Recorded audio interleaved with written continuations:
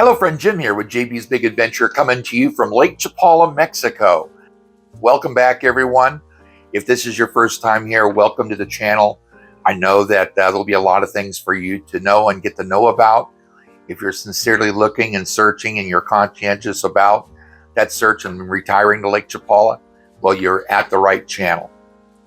And today I'm going to share with you the 5 ways that actually we get our mail here at Lake Chapala. These are going to be really, really important for you. The reason being is because of the fact that we've gone through this a bunch of times. And one of the questions I get asked quite often from folks when they go out on my relocation seminar, my relocation service. It's not a seminar, it's one-on-one. How we get our mail.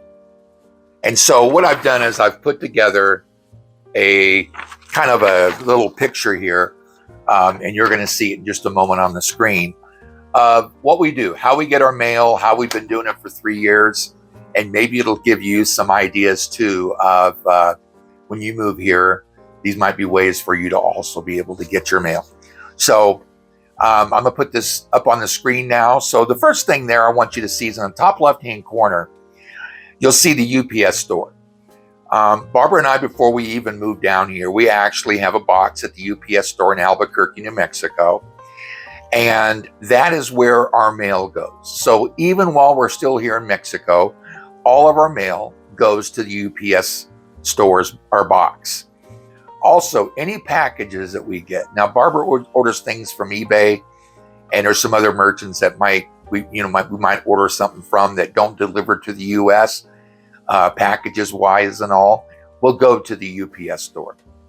So those are the first 2 ways that we get our mail, is doing it through the UPS store. Let's now go to number 3 in the top right hand corner.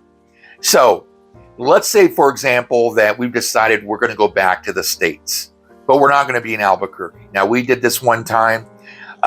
We had all of our packages and things that had been sent over to our UPS store that was in Albuquerque, and we decided we were going to take a plane ride to Tijuana, and then we were going to go across the border and take a Uber or Lyft into San Diego.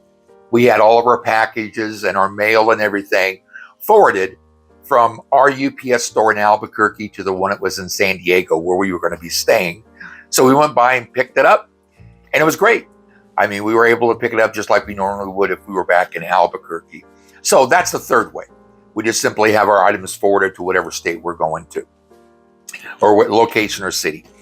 That was number 3. Number 4 is, because we're actively involved in church, there are people that all the time that are going back and forth to the States or into Canada, mostly in the States.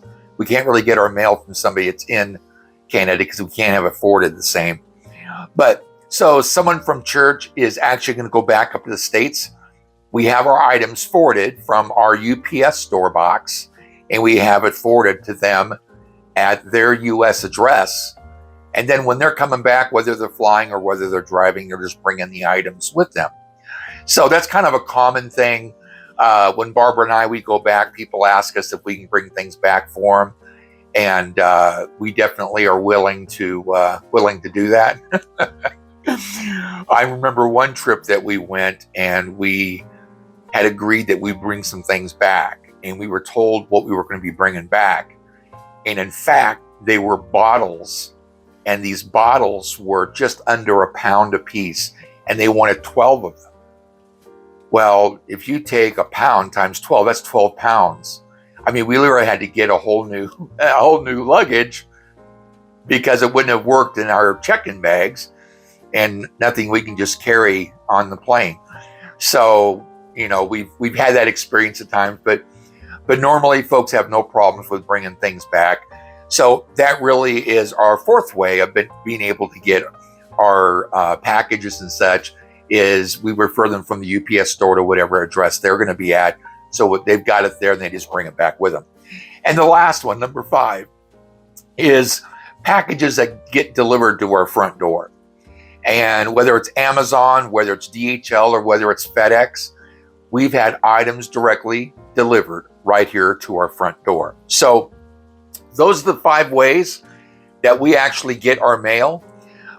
Again, UPS store, we have found that works really well for us. And whether we pick it up there, whether we actually had it forwarded to an address that we're going to be at, or whether we have someone from our church or a friend of ours that's actually leaving, go back to the States and be coming back. And then also in regards to having things directly delivered to our front door. So hope that's helpful for you. So with that, as always, thank you for supporting this channel. Thank you for supporting this community. Have an awesome day, and we'll see you on the next video.